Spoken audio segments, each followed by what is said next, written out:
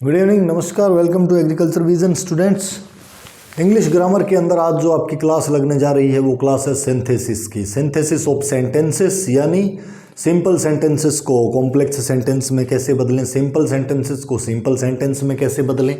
इसके जो कुछ रूल्स होते हैं जिनके अंदर हम पार्टिसिपल सारे पढ़ चुके हैं कि पार्टिसिपल्स का यूज़ कैसे किया जाता है। यानी सबसे पहले हमने प्रेजेंट पार्टिसिपल को पढ़ा जिसके अंदर सीधा आईएनजी फॉर्म का यूज़ हमने किया था। उसके बाद हमने पढ़ा पास्ट पार्टिसिपल जिसके अंदर सीधा वर्ब की थर्ड फॉर्म का हम यूज़ करते हैं।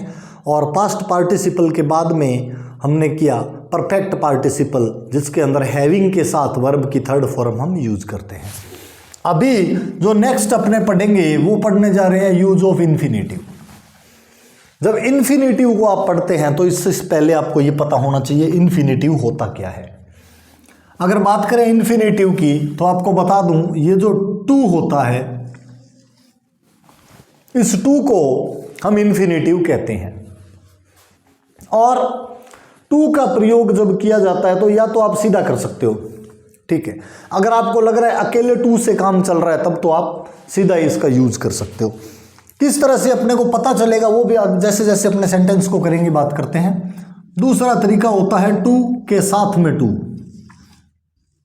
इन दोनों को पेयर में यूज किया जाता है, टी डबल ओ और टी ओ। तो इनको किस तरीके से यूज करेंगे इस इन्फिनेटिव को, और उसके बाद अगर पेयर को यूज करना है तो कैसे करेंगे। जैसे जैसे आप सेंटेंसेस को करोगे वैसे आपके माइंड में आ जाएगा कि किस तरीके से इन्फिनेटिव का यूज करना है। तो ध्यान रहे, जैसे आपका ये सेंटेंस है, he took a knife, he wanted to kill the hen. सबसे पहले अपने को ये पता होना चाहिए कि इतना कॉमन सेंस आपको अपना यूज करना है। ऑलमोस्ट पता चल ही जाता है, कॉमन सेंस से ही पता चलता है कि कौन सा काम पहले हुआ है। जब ये आपको पता चल जाएगा कि कौन सा काम पहले हुआ है तो आप आसानी से इसको कर पाएंगे। अगर यही पता नहीं लग रहा कि कौन सा पहले कौन सा बाद में, तो फिर गुंजाइश नहीं है कि आपका सिंथेसिस हो जाएगा। He took a knife, he wanted to kill the hen. अब इसमें देखिए आप, टूक ए नाइफ, ये पता चलता है चाकू लिया मुर्गी को मारने के लिए, मुर्गी को मारना चाहता है, ठीक है। चाकू लेगा फिर मारना चाहेगा, सही है। तो सबसे पहले जो काम पहले होता है उसको लिखेंगे, तो लिखेंगे वैसा का वैसा लिखेंगे पूरा, ही टू के नाइफ। ये कंप्लीट सेंटेंस आपका, ये पहला सेंटेंस है, ये दूसरा कंप्लीट सेंटेंस आपने लिख दिया, ही टू के नाइफ। अब ही वांटेड, यानी ये जो करता है सेम, इसकी जो इंटेंशन है उसको हटा देंगे। ये क्या करना चाहता है वो हटा देंगे। ही टू के नाइफ, और टू जहां लगा हुआ है यहीं से शुरू करते हैं आगे, टू किल द हेन। ये आपका जो इन्फिनेटिव का यूज हो गया है, इसके अंदर पहले से आपको दिया हुआ था तो ये थोड़ा इजीली हो गया। अब बात करते हैं अपने पेयर वाले की कि टू और टू का कॉम्बिनेशन कहां पे यूज करेंगे। तो देखिए ये जो टू है इसके लिए आपको बहुत से संबंधित, जैसे वेरी, वेरी शब्द जहां पे आया है वहां ये टू लगता है, सीधा सीधा टी डब्ल्यू वाला लगेगा। टू की जगह पे सो दैट भी यूज किया जा सकता है, पर जब अपने इन्फिनेटिव की बात कर रहे हैं तो शायद सो दैट की बात नहीं करेंगे अपन, सिर्फ टू और टू की ही बात करेंगे। तो ही इज वेरी वीक जैसे लिखा है, ही कैन नॉट वॉक, तो इसके अंदर ही इज टू वीक लिखेंगे। पहला सेंटेंस वेरी की जगह टू किया, और जहां पर कैन नॉट है और कैन नॉट के साथ ही हटा करके और लिखेंगे to walk. He is too weak to walk, यानी चलने के लिए बहुत कमजोर है। ये आपका इन्फिनेटिव जो है यहां पे यूज हो गया। इस तरीके से आप इन्फिनेटिव का यूज करते चलेंगे कि जैसे ये प्रोनाउन सेकंड आ रहा है और इस प्रोनाउन से संबंधित कोई helping verb, auxiliary verb, main verb कुछ है, जैसे यहाँ पे मेन वर्ब भी है तो भी हटा दी, कोई दिक्कत नहीं है क्योंकि वर्ब एक ही रखनी है अपने को, ठीक है। अब इसमें देखिए, he wants to study, he has gone to Jaipur. पढ़ना चाहता है तो कहां चला गया? जयपुर। अब ये देखो, जयपुर जाकर के फिर पढ़ाई करेगा। वो पढ़ना चाहता है इसलिए जयपुर गया है, तो वहां पर जाकर के और फिर क्या करेगा? पढ़ाई करेगा। तो इसमें जो काम पहले करेगा, पहले जयपुर जाएगा फिर पढ़ाई करेगा, तो इसको लिखेंगे, पहले जो काम करना है उसको लिखते हैं he has gone to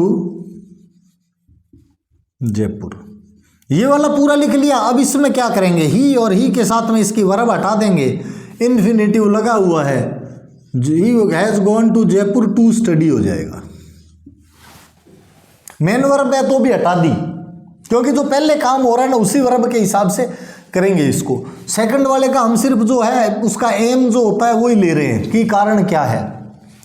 I am living for Kolkata, I shall live there. Calcutta जा रहा हूं, वहीं रहूंगा। ठीक है, जाएगा तभी तो रहेगा। तो पहले क्या काम हो रहा है? कलकत्ता जाने का। तो पहला जो वर्क है उसको कंप्लीट लिखेंगे, आई एम लिविंग फॉर कोलकाता।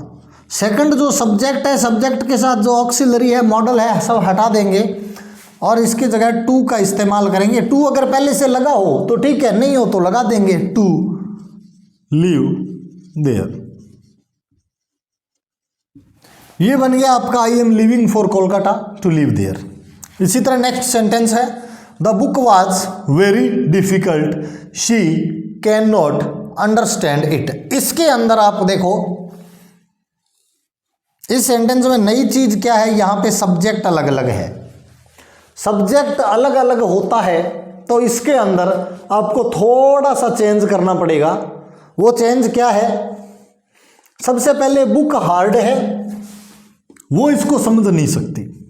ठीक है भाई, हार्ड है तभी नहीं समझ सकती, तो पहले ये रहेगा कि बुक हार्ड है। ये नहीं कहेंगे ना वो नहीं समझ सकती इसलिए बुक हार्ड है। हो सकता है उसी की खोपड़ी खराब हो, उसकी बुद्धि में गड़बड़ हो कोई। तो बुक हार्ड है इसलिए नहीं समझ सकती। तो जैसे आपको कहा वेरी को टू से हटाएंगे, the book was too difficult. ठीक है, अब ये शी अलग है तो टू डिफिकल्ट है और इसके लिए है, तो यहां पे और तो कोई है नहीं, इसके लिए लिखना पड़ेगा अपने को। तो for her to understand. It हट जाएगा क्योंकि इट जो आया है ना वो बुक के लिए आया है। एक चीज को दो बार लिखेंगे नहीं। कैन नॉट ऑक्सिलरी जैसे सब में हटा रहे हैं वैसे टू लगाते ही ऑक्सिलरी हटा ही रहे हैं। तो the book was too difficult, अब ये उसके लिए, तो इसका जिक्र तो कहीं है नहीं सेंटेंस में, तो फॉर हर लगा देंगे और to understand. Give him a chair he will sit on it. अब इसमें ध्यान रखना, गिव हिम ए चेयर, उसको कुर्सी दे दो। Give him a chair. अब आपको कहा ये और इसकी ऑक्सिलरी दोनों हटेगा, टू सिट ऑन। इट नहीं हले, इट हटा देंगे हम, इट को इसलिए हटा देंगे क्योंकि ये इट जो है चेयर के लिए आया है। सीधा लिखेंगे give him a chair to sit on. इसी तरह आपका जो टू और टू के सेंटेंसेस जो हैं वो इसी तरह से सिंथेसाइज किए जाएंगे। जब आपको कहा जाए इन्फिनेटिव की मदद लो, इन्फिनेटिव से सिंथेसाइज करो, तो आप इसी तरीके से सिंथेसाइज करेंगे सेंटेंसेस को। अब आपका नेक्स्ट आता है नॉमिनेटिव एब्सोल्यूट। इधर वाली साइड में जब हम देखते हैं तो ये आपका है नॉमिनेटिव एब्सोल्यूट। क्या है? Nominative absolute. किसी नॉमिनेटिव एब्सोल्यूट क्या होता है? तो देखो, नॉमिनेटिव एब्सोल्यूट के अंदर ऐसा होता है कि एक ऐसा सब्जेक्ट जो एब्सोल्यूट है यानी फ्री है, एक ऐसा सब्जेक्ट जो फ्री है वो प्रभावित नहीं है दूसरे से। जैसे द सन सेट, अब यहाँ पे सन फ्री है, सन के ऊपर किसी का कोई प्रभाव नहीं पड़ रहा है।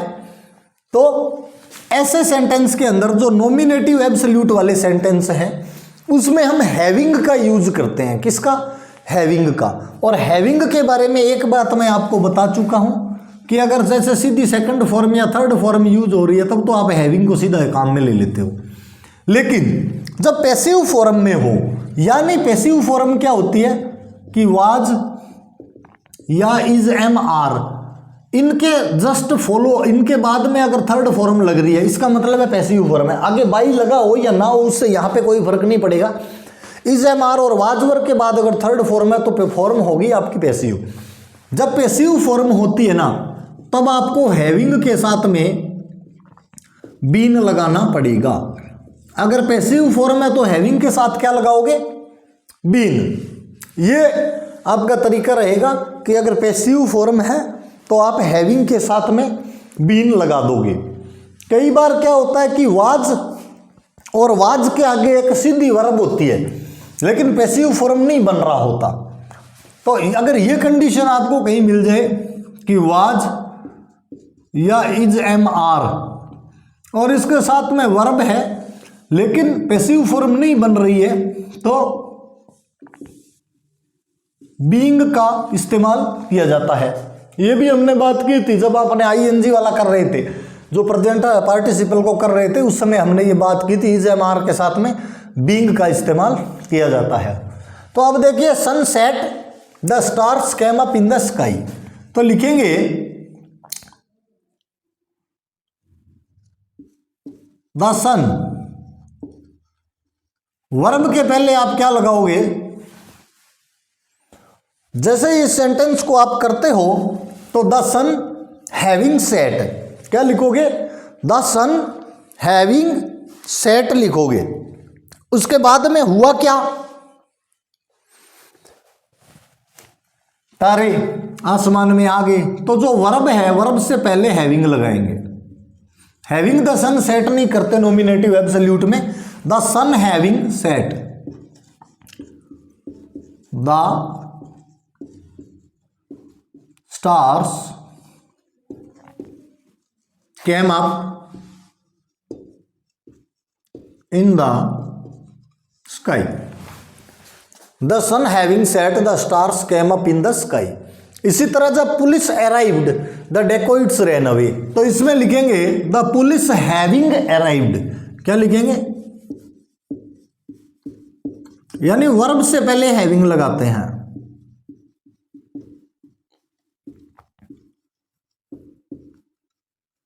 Arrived the dacoits ran away, the police having arrived the dacoits ran away. इसमें देखो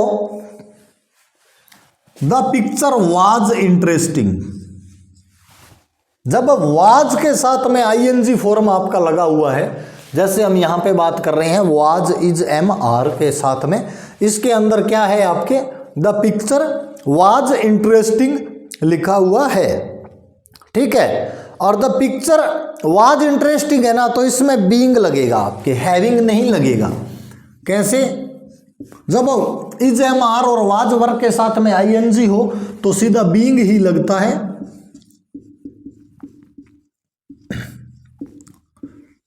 the picture being interesting,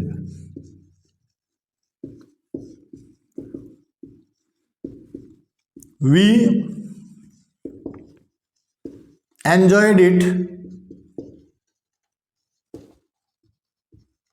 very much. The teacher was absent. The boys did not work. इसमें लिखेंगे द टीचर वाज एब्सेंट, तो वही रहेगा, ING नहीं है पर वाज के जस्ट बाद में एक वर्ब है, एब्सेंट है, तो इसमें भी बीइंग एब्सेंट ही लिखा जाएगा। यानी वाज के बाद में जब सीधा वर्ब हो तो बीइंग लगता है, वाज हट जाता है। The teacher being absent the boys did not work.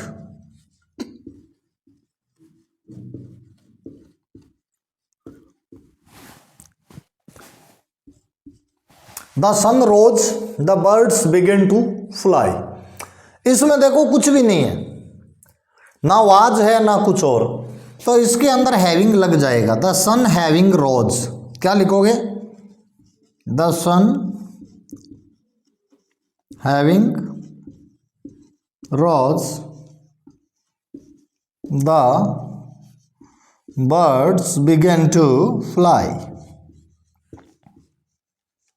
इस तरह से आपने इसका सिंथेसिस किया, हैविंग लगा दिया क्योंकि वाज वगैरह है नहीं। अब जब मैं बात कर रहा था जो पैसिव की, वो सेंटेंस ये है, the captain was killed. Was killed by, यानी किसी न किसी ने तो मारा ही होगा। द आर्मी फ्लेड, ये आपका पैसिव अगर हो जाए तो हैविंग बीन आता है हमेशा। क्या? पैसिव के अंदर हैविंग बीन आता है, तो लिखेंगे the captain having been killed. The captain having been killed the army fled, army भाग गई जैसे ही कैप्टन मरा। The play was over all left the field. अब इसमें देखो वाज है, ठीक है, लेकिन साथ में थर्ड फॉर्म नहीं है। वाज के साथ में थर्ड फॉर्म नहीं है तो पैसिव नहीं है ये एटलीस्ट। वाज के बाद में सीधा वर्ब है, वाज के बाद में सीधा वर्ब है तो बीइंग लग जाएगा। द प्ले बीइंग ओवर, क्या लिखोगे? The play being over all left the field. इस तरीके से आपके जो नॉमिनेटिव एब्सोल्यूट वाले हैं, जिनके अंदर जो सब्जेक्ट होता है वो फ्री रहता है, स्वतंत्र रहता है, तो इस तरीके से उनके अंदर आप बनाओगे।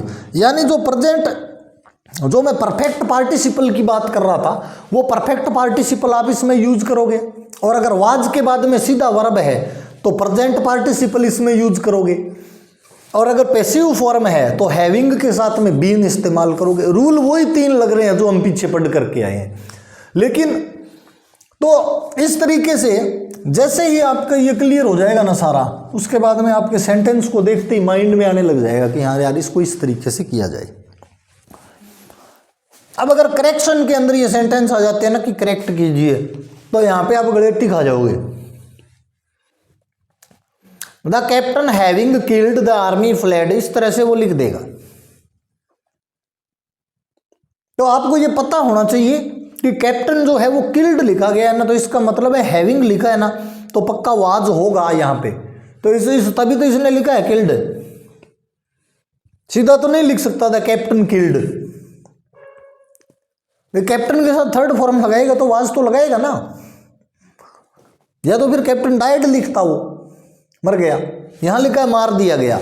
ऐसी जो वर्ब्स होती है ना, ये दिमाग का दही करती है। तो ध्यान रखें कि वर्ब कौन सी आनी चाहिए, और उसके बाद में सिंथेसिस को चेक करें कि आपका सिंथेसिस सही है या नहीं। ऑब्वियसली सिंथेसिस गलत नहीं होगा, लेकिन जितने भी रूल्स हैं जैसे 2-2, तो आपके ये दिमाग में रहना चाहिए कि जो सेकंड वाला है ना, इसके साथ में इसकी ऑक्सिलरी हो, चाहे मेन वर्ब हो, इसको हटा देना है।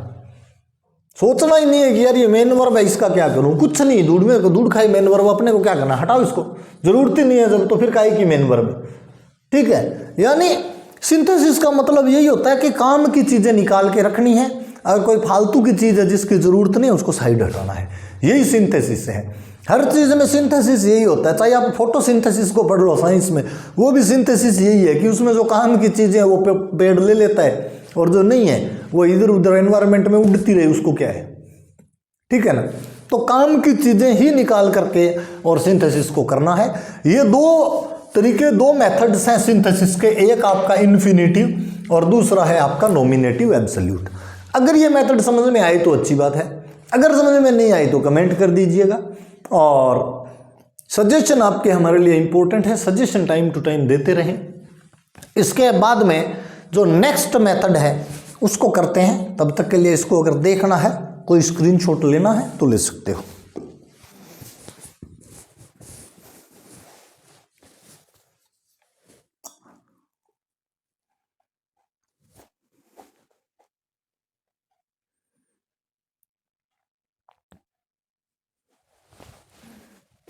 नेक्स्ट जो तरीका है आपका सिंथेसिस करने का, वो आएगा बाय यूजिंग ए जीरेंड।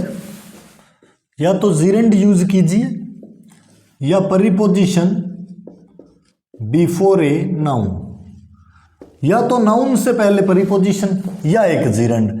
जीरेंड किसको कहते हैं? जीरेंड कहते हैं वर्ब की फर्स्ट फॉर्म के साथ में आप आईएनजी जब यूज करते हैं वो जीरेंड हो जाता है। जिस सेंटेंस के अंदर आप ये काम करते हो, आईएनजी लगाते हो ना, वो वाला पार्ट जो है वो जीरेंड कहलाता है।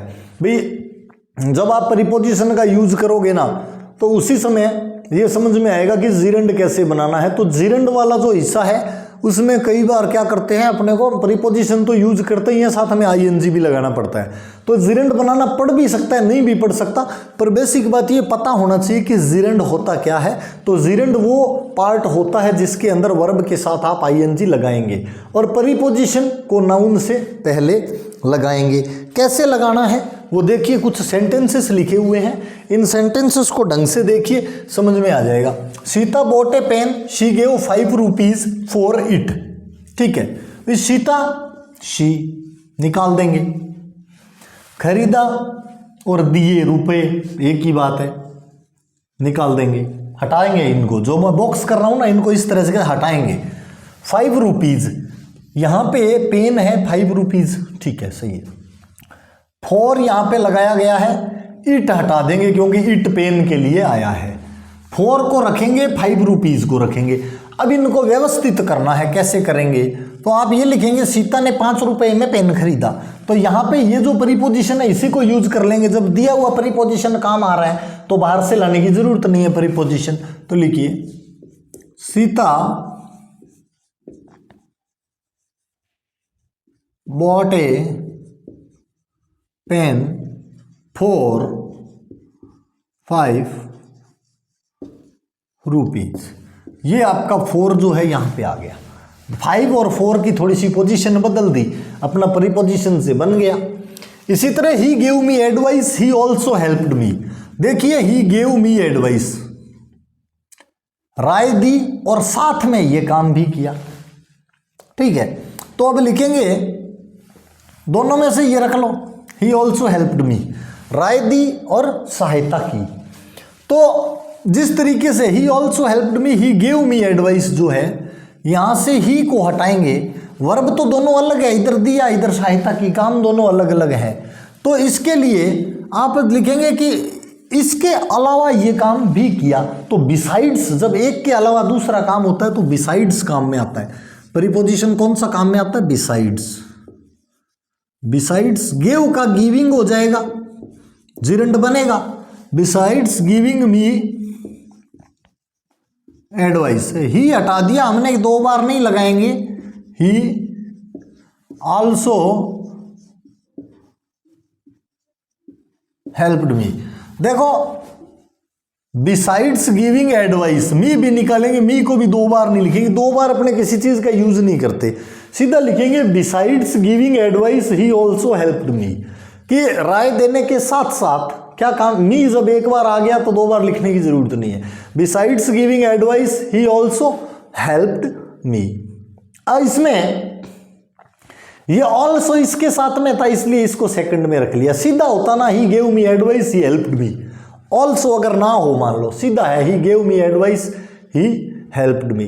तो इसमें आप ऐसे कोई से को भी कर सकते हो, ये भी कर सकते हो besides helping me he gave me, besides helping me he gave, besides helping, sorry me ये बार बार निकल रहा है मेरे मुंह से, मी एक ही बार काम में आएगा, सीधा लिखेंगे बिसाइड्स हेल्पिंग ही गेव मी एडवाइस। इस तरीके से भी कर सकते हैं, पर ऑल्सो लग गया हम तो इसमें स्ट्रेस दिया गया है कि भी की, यानी इसको बाद में लेंगे, ही ऑल्सो हेल्प्ड मी। इसका फिर जिरेंड बनेगा नहीं ना, नहीं तो ऑल्सो हटाना पड़ेगा फिर अपने को। वही बात है, I made my best effort, I could not pass 12th।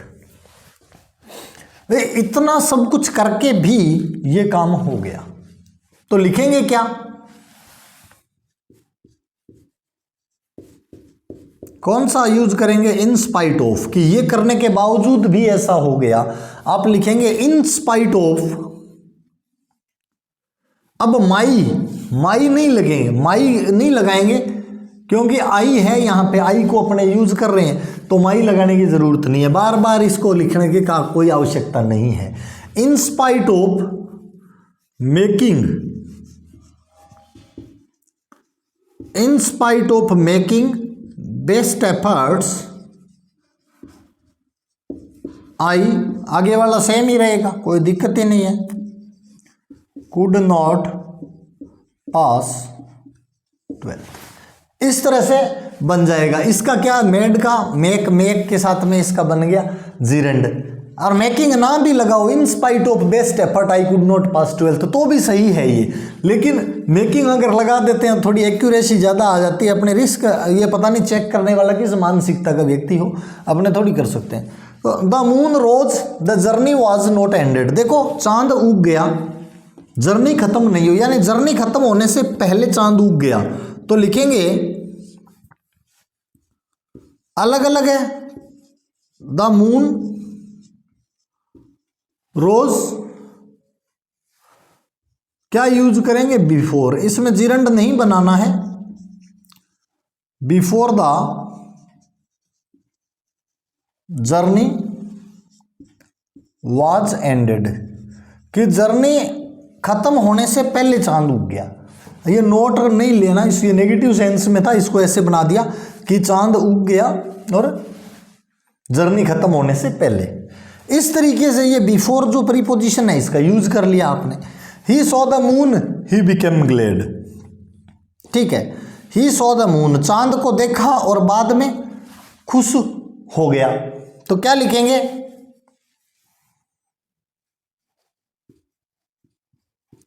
After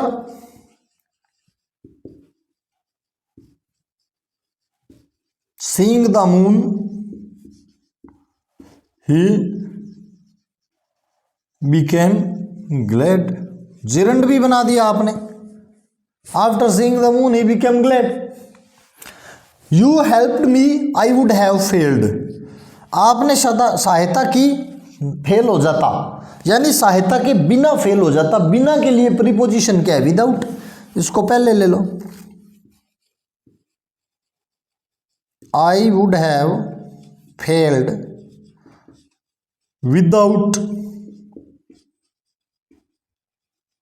your help, तुम्हारी सहायता के बिना फेल हो जाता। मी को निकाल दो क्योंकि आई को एक बार यूज कर लिया है, बार बार मैं लिखने का कोई तुक नहीं है। Sita had failed she heard the news she fainted, देखो बहुत अच्छा 3 सेंटेंस है। सीता फेल हो गई, खबर सुनी और चक्कर आ गई, बेहोश हो गई, ठीक है। तो क्या इसके अंदर क्या लिखेंगे,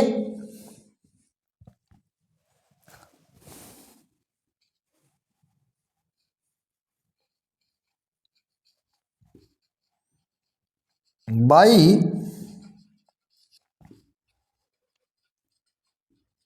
hearing the news of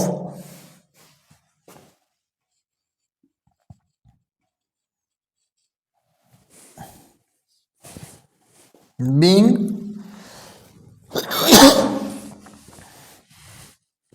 by hearing the news of having, had है और साथ में वर्ब की, तो having failed,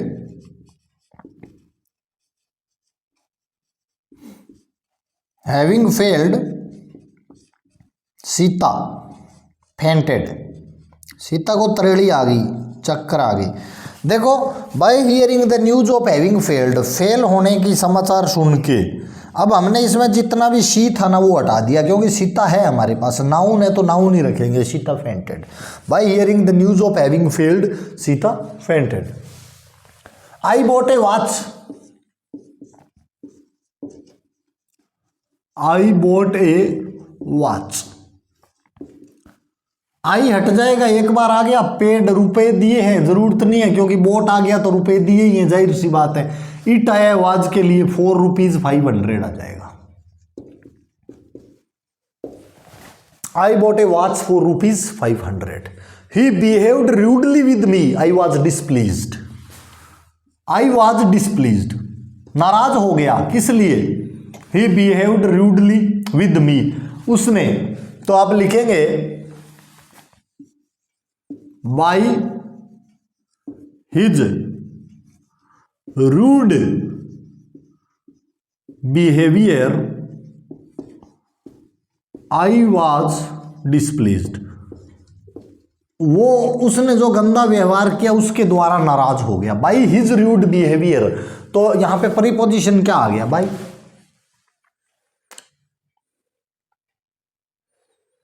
या उसको पहले ले लो, I was displeased with his rude behaviour. बीच में अगर प्रीपोजिशन डालना है तो विद भी डल सकता है। ये दो दो तीन तीन तरीके होते हैं, पर ये कि आपको कौन सा मिल रहा है, कौन सा सूटेबल है आपकी कंडीशन के हिसाब से आप उस पे जाएंगे। ऑलमोस्ट ऑप्शन दिया हुआ होता है आपको कि ये वाला प्रीपोजिशन जो है वो यूज करो, और उसी को आपने यूज करना है, दूसरा करना नहीं है। I reach the station I bought tickets. अब देखो स्टेशन पहुंचा और टिकट्स लिए, तो आई बॉट टिकट्स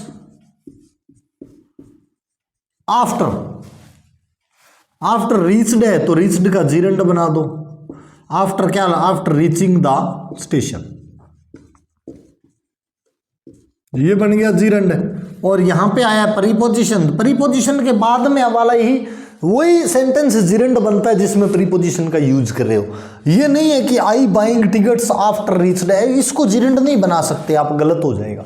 जीरंड वही बनेगा जो आप प्रीपोजिशन के बाद में यूज कर रहे हो। He was awarded, he was given A trophy. यहां पे देखो he was awarded, he was given A trophy. अब यहां पे देखो पैसिव वॉइस के अंदर सेंटेंस आ रहे हैं। कौन सी वॉइस के सेंटेंस है? पैसिव के। ठीक है, इस सेंटेंस को एक बार गौर से देखो। He was awarded, he was given A trophy. He was awarded, he was given A trophy. ये वाला जो सेंटेंस है ये पैसिव वॉइस का ये इसके बाद में जब पैसिव का हो, आपके सेंटेंस जब पैसिव हो तो जिसको जीरंड में चेंज करना है ना वो बीइंग से होता है, ध्यान में रखना। बीइंग से चेंज होगा जिसको जीरंड में चेंज करना है। अगर पैसिव वॉइस में हो तो सीधा आईएनजी नहीं लगता ना, तो लिखेंगे ही वॉज अवार्डेड। एक को तो एज इट इज रखना ही रखना है। अब दूसरे की बात करेंगे, he was awarded by, by के बाद में लगाएंगे बीइंग, गिवन ए ट्रॉफी।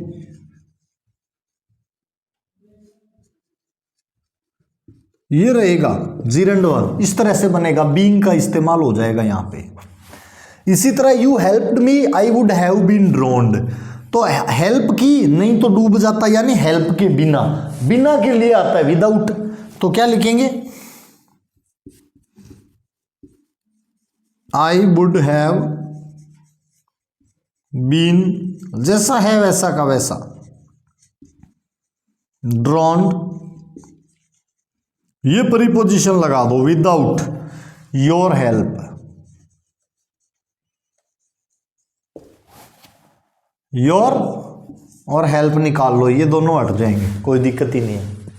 सीधे सीधे से सेंटेंस है, फटाफट। ये आपका होता है जीरंड और प्रीपोजिशन वाला सिस्टम। ठीक है, it's okay, thank you, have a nice day.